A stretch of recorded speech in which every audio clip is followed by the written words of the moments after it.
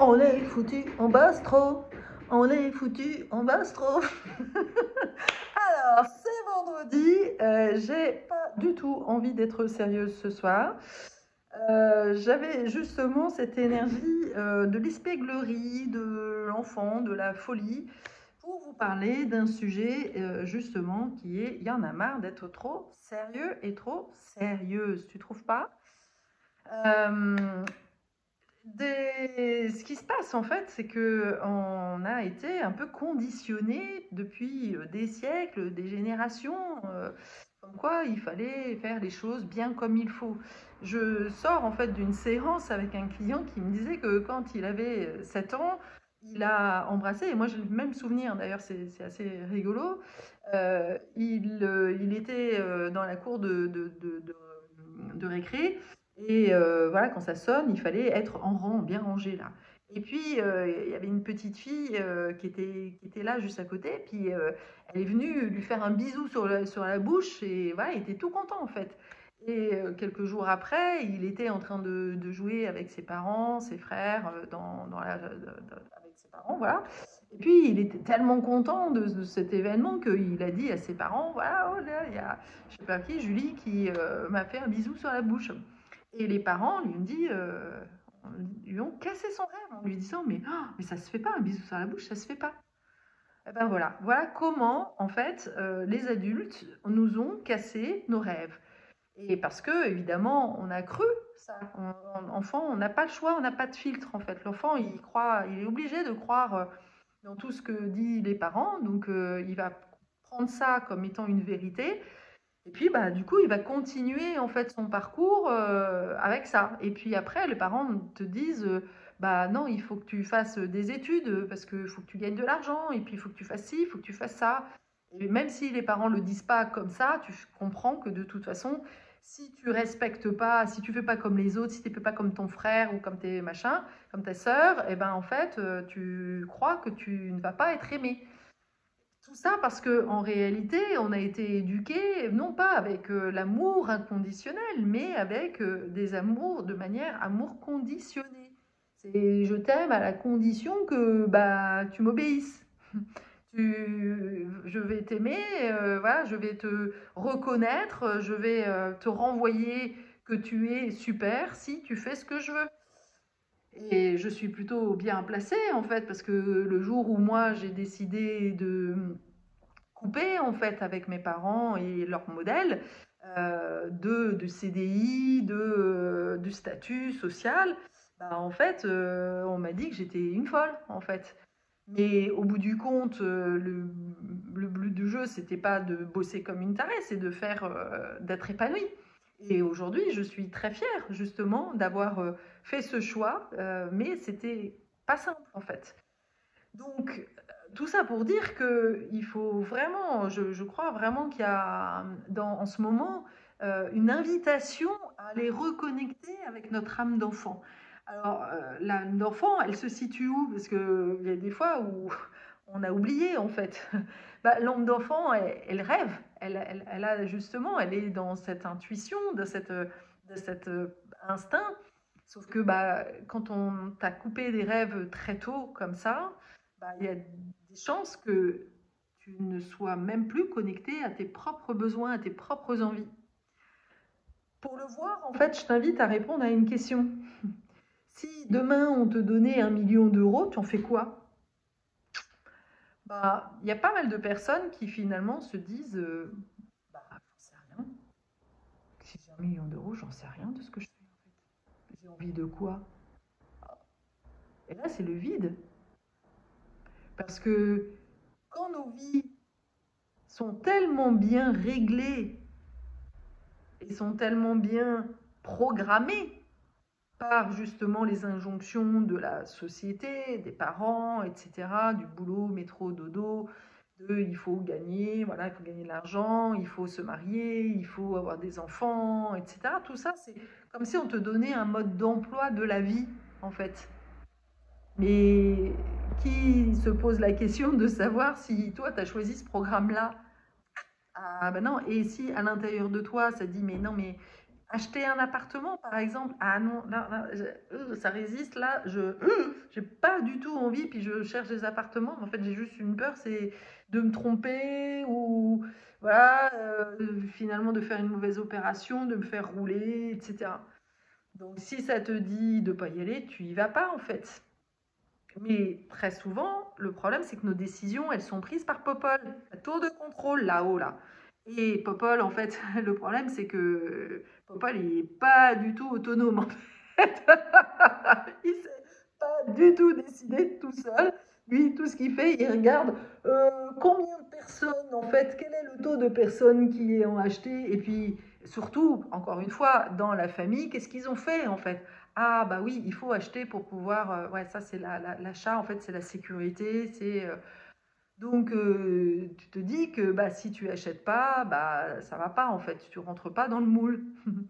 Voilà comment papa il prend ses décisions en fait, il regarde juste si c'est quelque chose de connu ou quelque chose que les autres ont fait dans ta lignée ou pas en fait. Et Popol, en fait, il aime pas du tout faire quelque chose de différent en fait, il est pas armé pour ça. Pour ça, il faut aller voir Justine. Justine, c'est les tripes, voilà, ou je sais pas moi, je sais pas comment on pourrait l'appeler, mais voilà. Donc Justine, elle, au contraire, elle est très connectée à ses envies. Elle est connectée aux envies, au plaisir. Voilà. Ah, plaisir. Oula. Alors ça aussi, dans la lignée, c'est comment le taux de plaisir, c'est le réservoir, il est rempli comment? Ah bah non, ils sont tous avides en fait. Il n'y a pas de plaisir. Alors si, il peut y avoir des plaisirs de la nourriture ou ce genre de choses, mais vraiment le vrai plaisir de se faire, de kiffer, d'être presque dans le, ouais, de suivre en fait. Encore une fois, je suis désolée de me répéter, mais c'est pas un plaisir là encore programmé ni envoyé conditionné par la société de grands repas. Et là encore pas des plaisirs issus de générations en fait, parce que moi dans ma famille, ah bah le plaisir il est associé au grand repas. Voilà, c'est le dimanche.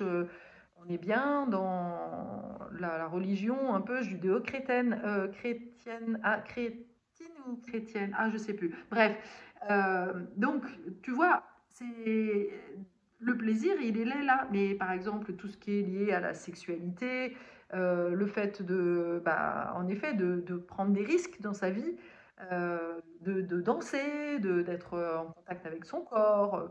Oula, ça, non, non, ça se fait pas. Voilà, justement, ça se fait pas. Bah, moi, j'aime bien faire ce qui se fait pas, en fait. Je pense que ma vie a été complètement programmée pour faire tout ce que les autres me disaient de pas faire, en fait.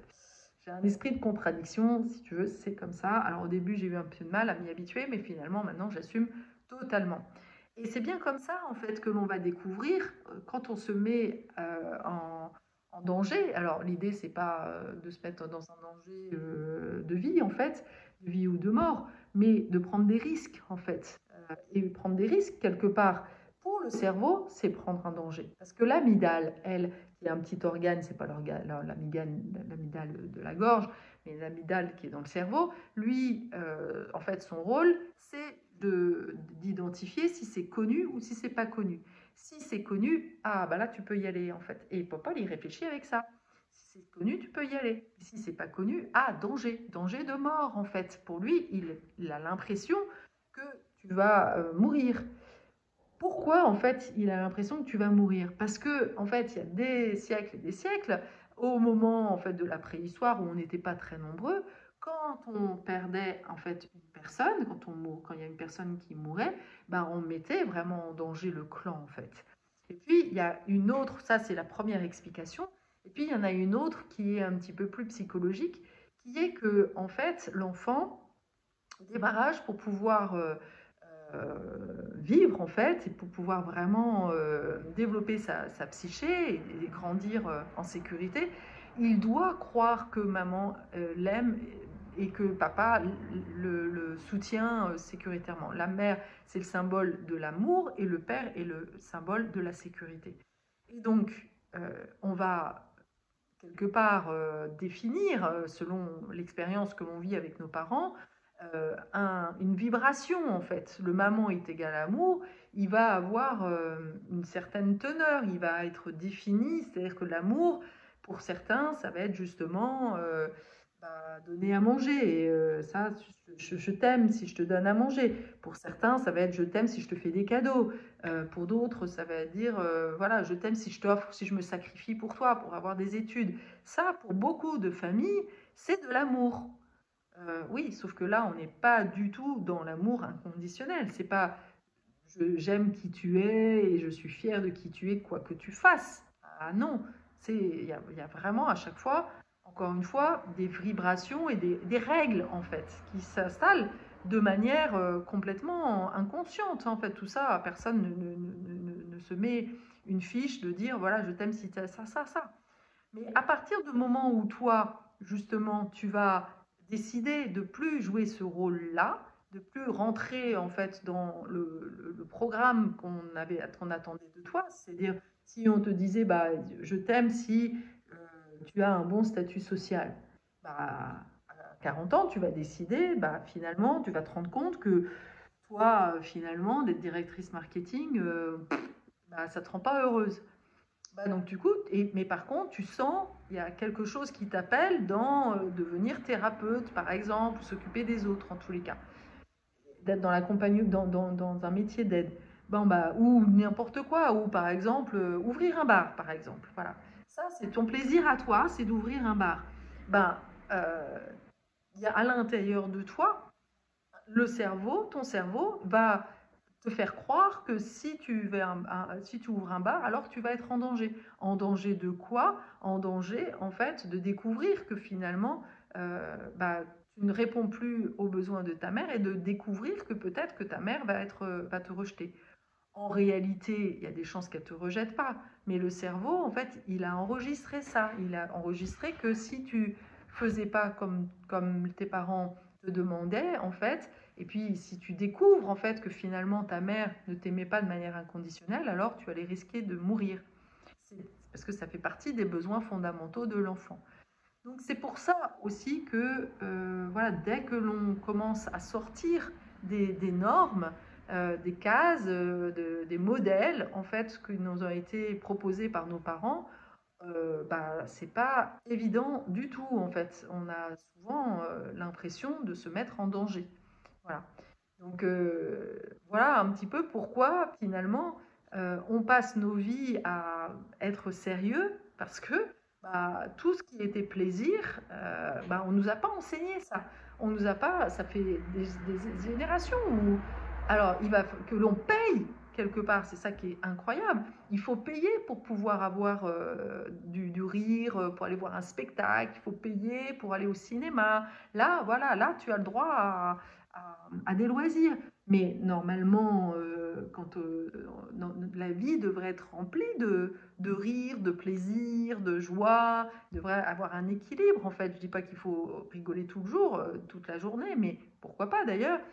On sait bien que le rire est vraiment utile, nécessaire à notre pleine santé. Donc si on n'a plus ça, si on est sérieux, si en plus on est stressé parce qu'on est stressé de l'avenir, peur du manque, peur de manquer d'argent, peur de ne pas y arriver, peur de se faire virer, etc., ben, on n'est plus du tout dans le vivant là-dedans. Et donc c'est là où en fait on a complètement perdu notre âme. C'est comme ça que l'on a complètement perdu notre âme d'enfant. Parce que l'enfant en fait il n'a pas peur, il est dans la confiance de la vie. Et c'est ça que l'on nous demande en fait de retrouver aujourd'hui. Et je peux vous assurer que vraiment, je le dis haut et fort, vous ne pourrez pas dire que vous n'avez pas été prévenu. Je vous garantis qu'il y a des choses qui vont arriver sur cette terre et qu'on va être confronté de toute façon à des choses pas faciles. Alors c'est une très bonne nouvelle parce que les choses pas faciles, en fait, elles nous montrent en fait nos talents d'agilité. Elles nous permettent de sortir justement de la zone du confort et d'aller se re-questionner. Euh, si tu euh, si tu as une vie bien réglée, bien remplie, avec un job qui te prend, allez, 80% de ton temps, ensuite tu as tes activités, ta danse, ton machin, ton truc, tout est rempli en fait. Bah, tu n'as plus de temps pour pouvoir te poser la question de quoi j'ai envie pour remplir, parce que de toute façon tout est rempli, tu ne te poses pas la question. Imagine que demain tu te fasses virer par exemple. Je prends cet exemple-là parce que ça m'est arrivé 2 fois, donc je sais très bien de quoi ça parle. Je me suis fait virer du jour au lendemain. Ah bah tu passes du plein à vide en fait. Bah là en fait tu as choix de dire bah non je remplis, je rempile, je vais chercher autre chose pour remplir. Et puis à un moment donné peut-être que tu peux te poser la question de dire mais en fait de quoi j'ai vraiment besoin? De quoi j'ai besoin de remplir ma vie en fait? Est-ce que je continue de remplir ma vie de choses qui me rendent pas heureux, qui me rendent pas épanoui? Ou est-ce que je vais décider de démarrer le chemin du héros? Ce que j'appelle le chemin du héros, c'est justement de partir à l'aventure.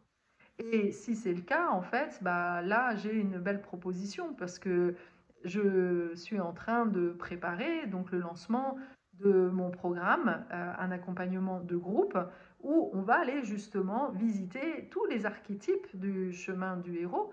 Et la bonne nouvelle, c'est que ça démarre justement par cette énergie de l'enfant. Voilà. Donc si ça t'appelle et que ça t'intéresse, ben, dis-le moi, envoie-moi un mail sur bienvenue@differentiel.fr et à ce moment-là, je t'enverrai le replay et dans lequel en fait bah, tu vas commencer à découvrir cette magnifique possibilité en fait. Et puis bah, si tu as plutôt envie d'aller encore plus dans les profondeurs, d'aller vraiment voir toutes les parts inconscientes qui t'empêchent justement peut-être l'événement phare dans lequel tu t'es accepté de rentrer dans le moule du sérieux, bah là ça passe plutôt par une consultation individuelle et dans ce cas-là, bah, tu remplis en fait le formulaire que je mets en ligne pour avoir une séance offerte et pour pouvoir échanger en fait sur bah, les enjeux et ce que tu as envie de dépasser en fait.